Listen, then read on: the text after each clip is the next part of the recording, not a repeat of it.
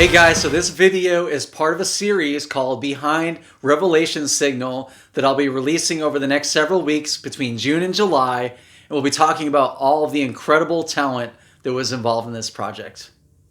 Hey guys, so today we are going Behind Revelation Signal Part 2. We're going to be talking about the players, the people who actually played on these 5 songs.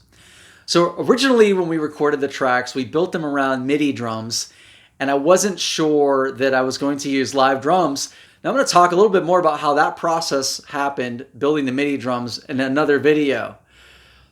So after we recorded all the tracks, I sent them over to Evan, and I was talking to Evan, the guy who mixed and mastered these songs, and I said, how much more do you think live drums would really help this? I mean, do we really need them?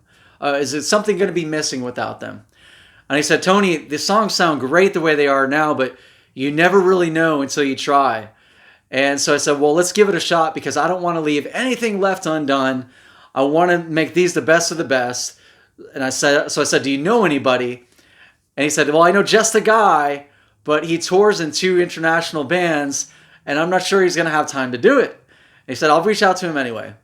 So Evan reached out to Jake Hayden, and it just so happened that in between tours, he had like a 1 or 2 week break, just a very small span of time. And Jake got back to me, and he said he was down to do it. And he's got a professional top-of-the-line drum studio out in Los Angeles. He learned all the songs very quickly, recorded them, got on the phone with Evan again. So what do you think? I hadn't heard the tracks because he sent them directly to Evan. I said, what do you think, man?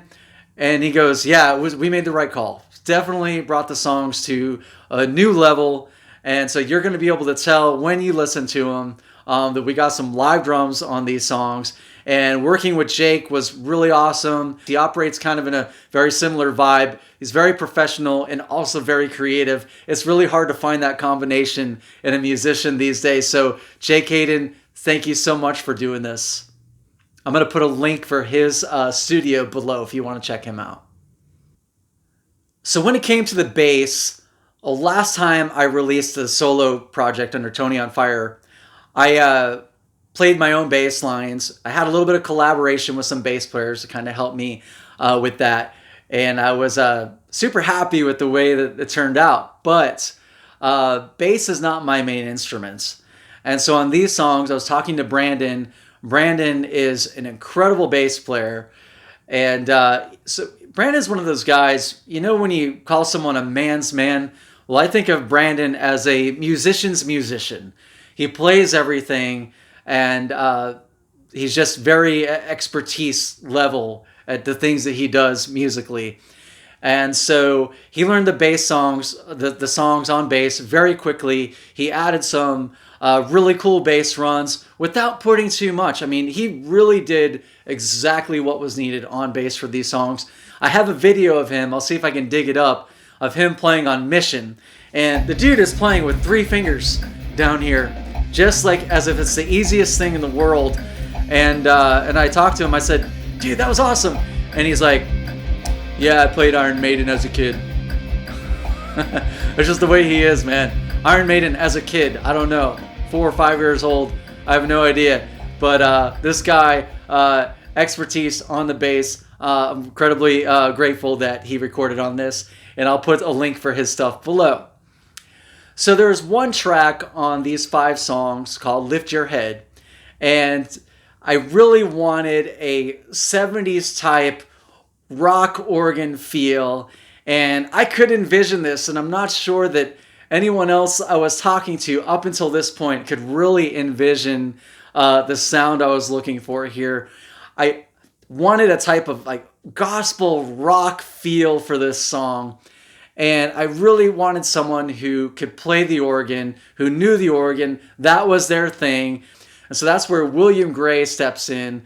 The guy has an incredible musical ear. You can say, William, I want something that sounds like this, and just hum the line, and he will do that for you. And so William stepped in with me one day. We just kind of did some improv. I had him play some improv over Lift Your Head for like 3 takes or so. And then from that improv, we honed in what we wanted. And then that's what we got. William Gray playing the B3 on Lift Your Head. It really adds a very special layer to the song. If you listen carefully, you can hear that in the background, especially over the choruses. So thank you, William, and I'll put a link to his stuff below. Okay, and I would be remiss if I didn't mention this other player, the guy who also mixed and mastered, Evan Rodaniche. As I said in the previous video, he did a lot of extra instrumentation on this, picked up the guitar several times, and also programmed a bunch of additional instruments in this. So got to give credit where credit is due. So thanks, Evan, for adding that as well. Thanks for watching. Don't forget to subscribe to my email list by clicking on the beacons link in the description below. Add revelationrocker@gmail.com to your contact list. Help me get my goal of 777 streams per song. Add my songs to your Spotify playlist and get my free songs on Bandcamp.